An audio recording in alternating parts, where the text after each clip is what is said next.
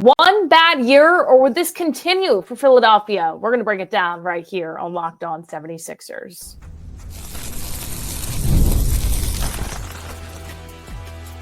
You are Locked On 76ers, your daily Philadelphia 76ers podcast, part of the Locked On Podcast Network, your team every day.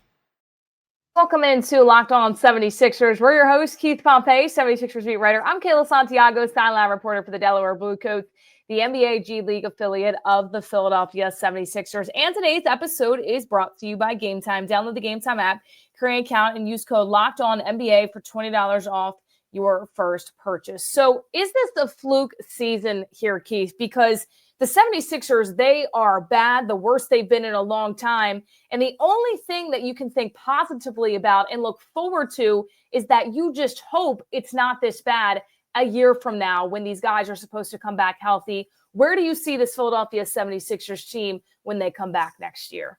I don't think it's a fluke season. No, I don't. The one thing is, I can't definitely say that they're going to be bad, right? Like next year, this is going to continue, but it's not a fluke. It's a concerning season. I will say that. And the reason why it's concerning is because, you watch the games and you see how Joel Embiid, struggled when he was on the floor, right? So if Joel Embiid doesn't find the fountain of youth, so to speak, from 2 years ago, because the year before that, he was hampered at times. If he doesn't find that, I think the 76ers this is who they're going to be, and then we look at Paul George, and the question mark is how much of it was the hyperextended knees, how much was it injuries, how much is it father time? So when you look at it, it's not just like, okay, Jared McCain goes down, he has surgery, and you're saying, okay, he's going to do great rehab and he's coming back. Nah, these two guys out, talking about Joel and Paul George, they struggled mightily and they have concerns. They have injury history. They're on the books for a while. So, no, I feel like that the Sixers are going to have to show me a lot for me to believe that next season is not going to be similar. My worry stands, and you alluded to it perfectly there with Joel Embiid, because year after year, he's been dominant. Yes. He was an MVP. Yes. He was the star player on your team. Yes. But he always gets injured, right? He always gets injured in the playoffs. And years after that, Joel comes back and he's able to be dominant. Then the injuries happen again. When does that start to filter out? He's 31 years old at this point. When does it start to say, okay, his body cannot just keep up with the dominant way that he wants to play? When is it going to be he now might come back and not be as dominant as he's been the past years? And that's my worry with the 76ers, because rightfully so, they built a lot around him. So I think they should have given the extension. At this point, you look at it, and I would have waited a little bit if I were Daryl Morey, but he did it anyway. You look at Joel Embiid now and you say, if Joel doesn't come back healthy next year and he's not good to go and he can't dominate, this team is essentially down in the dumps because they're built around him. Yes, you have a Tyrese Maxey. Yes, you have a Jared McCain, and I understand that, but the team's not built around those two guys. It is built around Joel Embiid. So that is my biggest worry right now. And something we talked about continuously too, Keith, is Joel Embiid gets shut down for the season, and then it kind of goes quiet. Then you don't hear a lot of what's going on. Is there going to be a surgery? Is there not going to be a surgery? Is there any type of rehab in place right now? Everything's been really, really quiet. So that's my worry when I look at the Philadelphia 76ers for next season, because it all depends on his health. And that's a lot to put on one player in the organization that needs to bring your team above to what they did this year, which was absolutely terrible. Yeah, and you look at it, Joe, like the one thing you talked about, Joel's 31, PG is going to be 35. There's going to have to be a lot of things that happens. Like, this off season, there's going to be a lot of moves that are going to have to be made. The one thing is, what do they do if they don't get a draft pick? What if they get a draft pick? Are they going to keep the pick? Are you going to trade it? Are you going to trade that along with Paul George and another player? There's a lot of things. So there's a lot of uncertainty right now. But when you factor in that one guy is 31 years old with multiple injuries and surgeries on this left knee, and they think another surgery, or he thinks another surgery may make it right, which is going to be at least the third surgery on that knee. And then you look at Paul George and how he was unable to get by people. It's hard to say confidently that you have, or hard to say that you have confidence in this team. And as much as we talk about Jared McCain, Jared McCain, he's not supposed to be the guy that everybody is saying, wait, Jared comes back. And here's something else too. Nothing against Jared, but before he was hurt, his shots were harder to come by. He wasn't making as many threes. People were defending him. So they were starting to figure him out. And part of that was because what happened? The other two guys were ineffective. So teams were guarding him differently. You know what I mean? Bringing defenders at him. So, I don't know. It's just I don't have the confidence based off of the things that I saw for the people to come out and say confidently, like, this is a fluke. And here's the thing. If we want to be real with it, they did the process. They did a 3-year tank. They went out there and they got all these multiple all-stars. They did all this other stuff. They got rid of Ben Simmons. They got James Harden. They had Paul George. They had Jimmy Butler, not George. They had George Niang, but they had Al Horford. They had all these dudes. And the best that they done was losing in Game 7 of a second round. And now they're out of the playoffs. So when we look at it, a fluke, we're saying, but what did they do when they were in elite, when they were winning 50-something games? All they best that they could do was go to Game 7 of a second round series. That's a low ceiling, in my opinion. And the thing is, too, so you look back at that Philadelphia team versus the Raptors. I mean, that was probably the best team that we've seen throughout the Joel Embiid era in my mind of what I look at and how we analyze this team. You have J.J. Redick, Jimmy Butler, Ben Simmons, Tobias Harris, Joel Embiid. Now, granted, Jimmy Butler was trying to bring up the ball, so was Ben Simmons. Joel Embiid wasn't necessarily in his true prime at that time. He was a dominant player, but he wasn't necessarily in his true prime. That came a little bit after. So when you look at that year, you say they are a few bounces away from going up against the Bucks, which would have been a pretty good matchup in the Eastern Conference Final. And if they win that game, then they go on to play a depleted Golden State Warriors team. Clearly, that doesn't happen. Oh, you look ahead to the next year. Good opportunity to keep on going, up and up and up. Every year it's been, okay, you bring in a James Harden, you bring in a Paul George to try to go win a championship. That has not worked. I don't know, Keith. They might be out of trying different ways to make it work in the Joel Embiid era to go on and win a championship. Because once again, what I said before, not even my worry, but the realistic point of view and what I look at right now is that Joel Embiid's best years may be behind him. And is it the best of the best we saw a few bounces away from the Eastern Conference Final? Is that what we're going to get in the Joel Embiid era? Because to me, that's starting to look realistic in terms of how far they've gone in the playoffs during his time as their star player. Yeah, the worst thing that the 76ers did was not bringing that team back. I mean, when you think about it, that was the best one. You look at it, you had Ben Simmons in the playoffs playing in the dunker position, which was pretty good for him. Jimmy Butler had the ball in his hands. A lot of people forget the first game of the first round series against the Brooklyn Nets in Game 1. He had 30-something points, but they lost the game.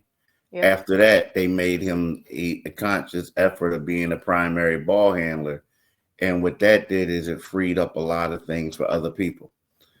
But the Sixers led people to believe that they were going to do their best to bring everyone back. And they didn't do it. The whole run it back, right? Yeah, they were going to run it back. They were going to, they were saying, they would have press conferences. And Josh Harris was asked, and he said, oh, yeah, we want to bring everybody back. That's our attention. Well, they They didn't want to bring JJ back, right? They got rid of a lot of people. We even talking about bench people.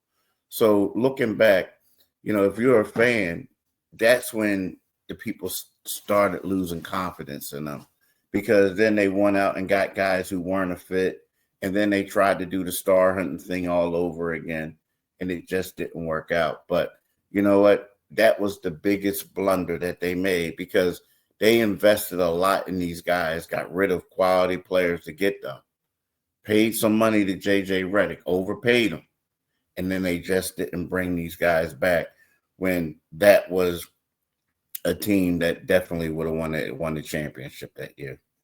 Oh, for sure. And I've consistently said, and I said this before on Locked On 76ers too, they've been trying to find a replacement for a guy like Jimmy Butler to fit in with Joel Embiid since Jimmy Butler was on the team. They've been trying to find some pieces that would go together like that team did against the Toronto Raptors, and they just really never have. I mean, James Harden didn't work out. Ben Simmons, he was still on the team. He didn't work out. Paul George, to be determined, I guess, at this point, because he definitely didn't work out this year. But, we'll see if the 76ers look to continue to have him paired with Joel Embiid and Tyrese Maxey. But let us know what you guys think in the comments, because right now I'm leaning towards the best we might have seen from the Joel Embiid era might have been the quadruple bounce in 2019 that sent the 76ers home in round number 2 against the Raptors that went on and won the NBA championship. So we will touch on more of this. And in addition, some other pieces that the 76ers have this year that maybe have been in conversations of coming back next year off the bench, the depth that they can bring. So we'll touch on that and more on the other side. Ever check your bank account and wonder, where did all my money go between dining out, online shopping, and entertainment? It's easy to lose track. That's where Monarch Money comes in. Your personal CFO gives you full visibility and control over your finances.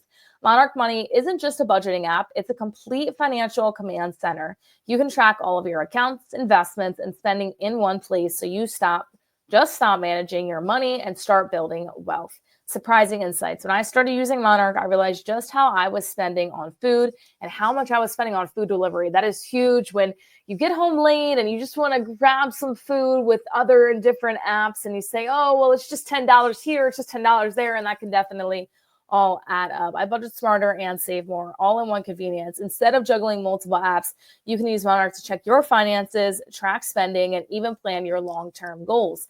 Managing money with your partner is better than ever. You can track your personal accounts and set goals and stay on the same page without the stress. Take control of your finances with Monarch Money. Use code LOCKEDONNBA at monarchmoney.com for 50% off your first year.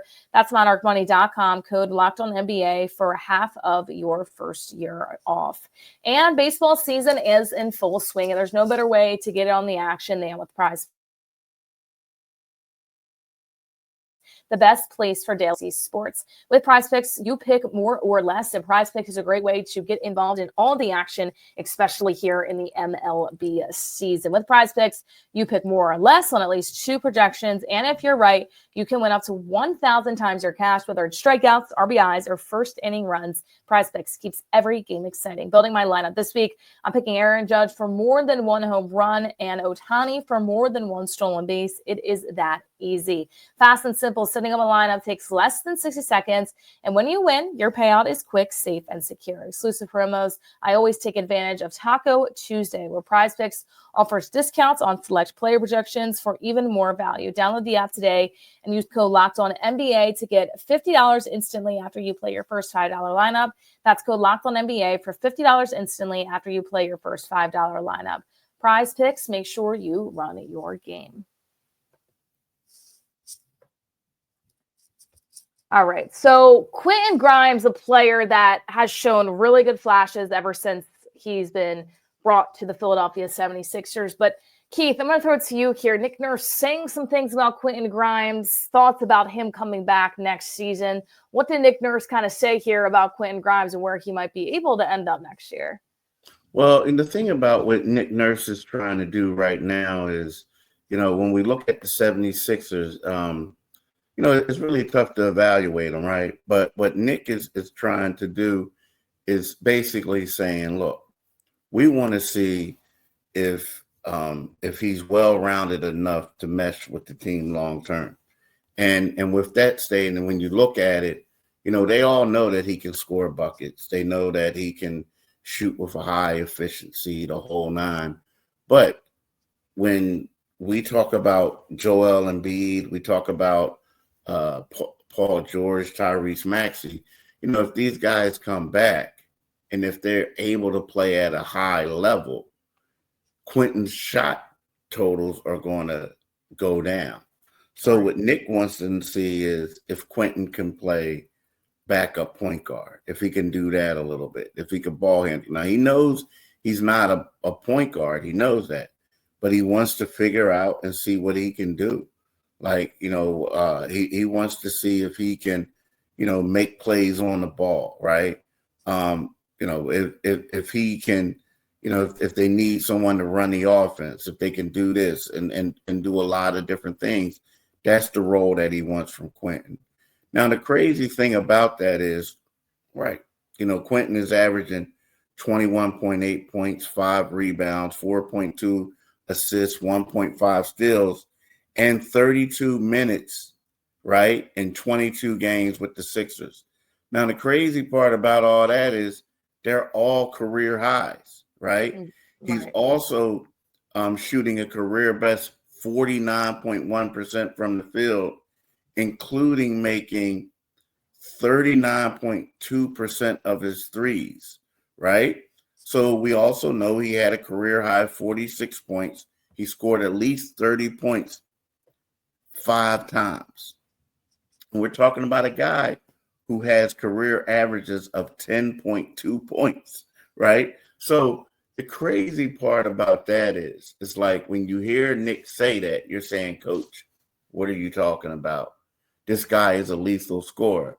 However, he knows that once they come back, talking about Maxey, PG, Embiid, if Embiid and PG are the same guys or the guys that they hope they can be, that, Quentin's usage rate is going to go down and he's going to have to impact the game another way. And they think that as being, a shooter whenever they swing the ball to him, defending, doing other things, and then a ball handler. And the thing is, when they talk about him being a ball handler, what that says to me are you guys tinkering and trying to free Maxey up? Maybe slide him to the 2, maybe have Grimes at the 1. So that when he says stuff like that, a lot of thoughts cross my mind. And we've really talked about Tyrese Maxey getting opportunities to play for you, whether, you put Quentin Grimes as kind of the 6th man off the bench, or if you try to flex him in that starting lineup. And we're talking about next year, looking ahead at this point, you kind of say to yourself, there could be lineups on the floor where Grimes is the point and Tyrese Maxey slides to the 2, even if that's not necessarily the starting lineup. Maybe you bring Grimes off the bench, whatever it may be. But when you look at his career totals, of course, this year, now granted, he's playing really well. Like, don't get me wrong. He is outshining a lot of people. He's passing his interview with flying covers. Clearly, the 76ers are going to try to do what they can to keep him at this point. But at the same time, these games are going to come consistently when you have Tyrese Maxey, Paul George, Joel Embiid, even a Jared McCain, who was getting a lot of looks with those guys in the lineup. In addition to Quentin Grimes, he's going to be a 6th, 7th option at that point. So I would like to see them try to fit him in some other way. I'm curious if it's going to be the same attack, the same tenacity, the same aggressiveness to the cup when he's playing a little bit more in a smaller role, because that's what we've seen, Keith, throughout his career. We haven't seen that with the Philadelphia 76ers, and that's kind of a drastic change considering what he was able to do this season. Now, I think if he stays on this team, he probably expects to slide in a different role, of course, with those guys coming back, but it's 2 very different things. I'm curious to see how Quentin kind of adjusts to that. Yeah, and also, you got to be honest, though, because there was a point before Paul George was injured, before he went out, that Quentin Grimes was there was a game, what was it, when Paul George had 2 points against Brooklyn, Quentin had 30. There was at least 2 other times where Quentin had 30. So, it's to a point where Quentin might look at it and say, privately, yo, what are we doing? You guys are talking about I'm going to be the 4th option at best. but I've been outplaying this dude, right?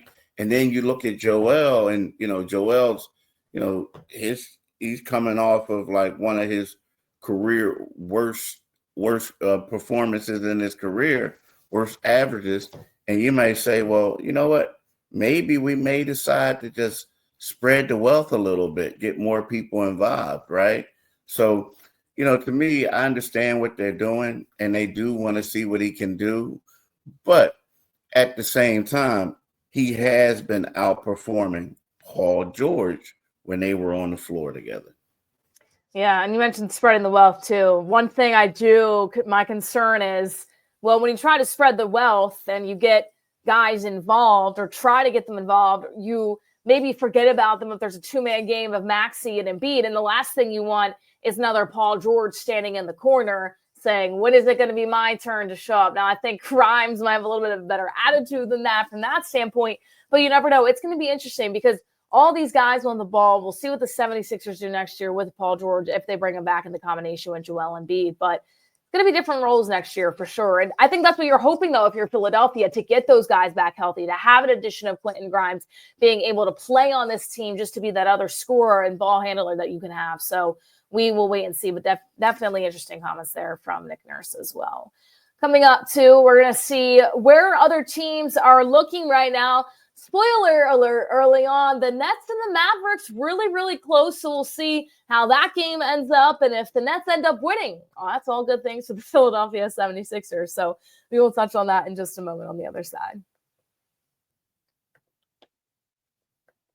And we do have to tell you about Game Time. There's nothing like watching sports live. The energy of the crowd, the sound of sneakers on the hardwood for basketball, the sound of the back cracking is one of the best in all of sports in person, and maybe even a celebrity sighting courtside. If you want to catch a game in person, Game Time makes tickets way easier. Game Time's new feature, Game Time Picks, filters out the fluff and shows you only the best deals on great seats, so you don't have to waste time scrolling throughout thousands of tickets. Easy ticket shopping. I just checked out the Game Time app, and they are amazing deals on some huge matchups coming up. Super deals, Game Time Picks, even highlights super deals, giving you the best bang for your buck. Peace of mind with CFUs before you buy, no surprise fees, and a lowest price guarantee. You can book with total confidence. Take the guesswork out of buying tickets with Game Time Picks. Download the Game Time app, create an account, use code LOCKEDONNBA for $20 off your first purchase. Terms to apply. Again, create an account and redeem code LOCKEDONNBA for $20 off. Download Game Time today, because what time is it? It is game time. All right, so the Brooklyn Nets win another game. That is huge for the Philadelphia 76ers. 113-109 over the Dallas Mavericks. So the 76ers continue to be games in front of the Brooklyn Nets in terms of the reverse standings. Other contests that we have to talk about, the Hornets, Keith, beating the Jazz completely, just being able to come out on top of Utah 110-106. Those are games to look at. But I think the biggest one there is the Nets beating the Mavs, because now the 76ers have a little bit more of a gap, and you go into that Knicks game not expecting them to win. That's big in terms of the reverse standings in the NBA. Yeah, right now we're looking at it. What that does is the Sixers have a 1.5 game lead over the Brooklyn Nets for the 5th worst record, right? And the reverse standing. So, that's basically huge. The way it looks like to me that the 76ers are, if everything goes according to plan, like they're going to be the 5th, they're going to have at least the 5th worst record, right? Which is it's kind of good for them, because what that does is it gives them a 63.9% chance. And then all that does is, when we talk about keeping it, if they get the 5th one, then all they have to do is worry about 2 teams jumping them, which probably maybe one team will jump them, talking about in the lottery, right? But if that happens, the 76ers are going to be able to keep that pick. So, I think for the Sixers, this is good news. And the way you look at it is, I don't expect them to beat the Knicks. I do not expect them to beat Milwaukee Bucks. And I sure as heck don't expect them to beat the Minnesota Timberwolves, right? So I think the Sixers right now, this win is huge for the Sixers in regards to their chances of keeping the pick. Now they have to get a little bit lucky, a whole lot lucky, when it comes down to the New Orleans Pelicans, with them being able to challenge the Pelicans for that fourth spot. But right now, this looks good for the Sixers in regards to keeping the fifth pick. Yeah, for the Pelicans, kind of looking ahead at their schedule, because we're talking about the games that really matter, people. I know, at this point of the season, you're saying, okay, well, the 76ers, they're just a bad team to watch, but these other games are important. These other games are important for where the Philadelphia 76ers lined up. So it's kind of fun looking at these games, that ones you want to pay attention to as well. Now, granted, I don't see Pelicans even coming out on top of the Clippers. As you said, a lot of luck, a whole lot of luck. They're going to have to hit the jackpot if they want to be able to come out on top against the Clippers, the Lakers, the Bucks. The Nets is the game where maybe they could, but then again, you don't really want the Nets losing either, because they're right behind the Philadelphia 76ers, and they have the Bucks, the Heat, and the Thunder. So the Pelicans, they could realistically lose out. Now the 76ers right now 2 games out of that fourth spot. So if you're Philadelphia, losing out is a great option. The Nets winning is an even better option. And when we're looking at the Nets schedule to try to keep them at arm's length, you see that they just beat the Mavericks, and right now they have the Timberwolves coming up on Thursday. Then the Raptors, that could be a little bit of a winnable game there for Brooklyn. Then the Pelicans, then the Hawks, and the Timberwolves and the Knicks. So those last 2 games, tough finishing out the schedule. But where the 76ers stand, Keith, I think with the Nets winning, that is huge. They're in a good spot. Now, what they can't do is Quentin Grimes goes off for 40 and maybe Gershon comes in and has a 25 and everybody else is trying to win a game against the Knicks. They got to lose. They got to have a loser's mindset. Now it's really a must lose to be able to keep that distance in those standings. Yeah, I don't expect the Sixers to win another game. I mean, they may win the last game of the season, and I even know that they have an easy schedule. I mean, the only game that I feel like they have a chance, a legitimate chance of winning, the only one is going to be probably against Washington, right? I mean, because when you're looking at the rest of these teams, for the most part, at least right now, as of today, they're still playing for something. Like, we all know that the Knicks are probably going to end up with the 3rd seed. We know that, right? But they don't want to implode and then lose that, right? But when you look at it, like, Miami, they're going to be in the play-in tournament. Milwaukee, Milwaukee is still trying to secure a nice little spot. So I think that these are teams that what they're going to do is they're going to get out there, they're going to put it on the Sixers, and then they're taking it from there. The Knicks, they're 47-27. The Indiana Pacers are 3.5 games behind them. Yep, right behind them at the 4th spot is the Detroit Pistons, and then you have the Milwaukee Bucks, a game and a half behind the Pistons. So they really want to play, right? The Miami Heat right now, they have the 9th spot, right? But it's one of those things where if you're the Miami Heat, you want to get in the least in the 8th spot, because if you lose the 9-10 game, you're done. You're basically done. But if you lose the 7-8 game, then you could go on and play another game and then still stay alive. So to me, I look at it that these teams are not going to let the 76ers beat them, because what it is a free game. It's easy peasy. You're happy. You're excited. The teams that you're playing, the Indiana Pacers, are pissed off because they're like, how come they get to play the Sixers? Yeah, of course you got the Sixers, right? Yeah, you know what I mean? Like, people lining up. It's kind of like they're lining up to play the Sixers. So I don't see the Sixers. I mean, yes, I see them possibly maybe beating the Washington Wizards, but you and I both know that's a game that Yabusele is not going to play. That's a game that what's his name? Quentin Grimes is not going to play. Kyle Lowry is questionable to play tonight against the New York Knicks. So what that may do is it could be one of those things where one of these two-way guys could leave, right? So I'm looking at it like the Sixers should be fine. They really should. The Nets, this was a bad one. Because think about it. If the Sixers win tonight, then they go up 2 games over them. So, I mean, if the Sixers lose tonight, I'm talking about winning. Yeah. If they lose tonight, it's a much we're in a reverse game. mindset. Much needed. Yeah. So I think they'll be fine. Unless they do what the Sixers normally do and just like let you down when you think they're going to go in one direction. That's been the MO all season for Philadelphia, but now they need to master the art of losing, okay? It can be done. They need to do it and figure out how to do it, because right now there's a decent gap, and it could be even better if the Philadelphia 76ers fall against the Knicks. They play them tonight at 7:30 p.m.